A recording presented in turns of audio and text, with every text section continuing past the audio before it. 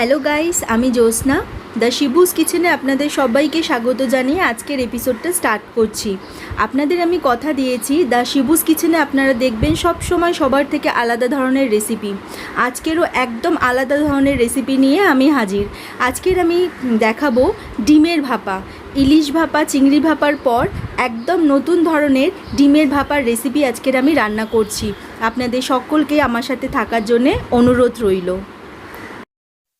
ডিমের ভাপা বানাতে যে যে উপকরণগুলো লাগবে আমি একবার বলে দিই। চারখানা আমি এখানে বড় সাইজের অনিয়ন নিয়েছি, ছোট ছোট করে কেটে রেখেছি। 20 গ্রাম কাজু বাদাম, 20 গ্রাম পোস্ত, 20 গ্রাম গোটা ধনে, 10 গ্রাম গোটা গরম মশলা আর 2টো কাঁচা লঙ্কা নিয়েছি। একটু সামান্য উষ্ণ গরম জলে 5 মিনিট আগে, মশলাটা করার 5 মিনিট আগে ভিজিয়ে রাখবেন, তাহলে মশলাটা খুব ভালোভাবে মিহিভাবে পেস্ট হয়ে যাবে।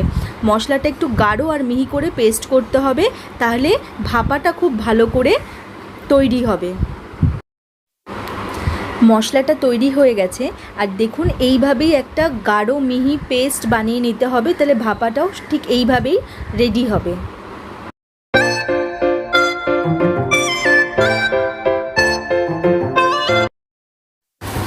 অন্যদিকে আমি 10খানা ডিম নিয়েছি, ডিমটা সেদ্ধ করে রেখেছি। এবার এই সেদ্ধ ডিমের গায়ের চারপাশে আমি একটু করে কাট করে দেবো, তাহলে মশলাটা পুরোপুরিভাবে ডিমের ভেতরে অ্যাবজর্ব করবে আর রেসিপিটা রেডি হয়ে যাবার পর ডিমটা খেতে খুব টেস্টি লাগবে।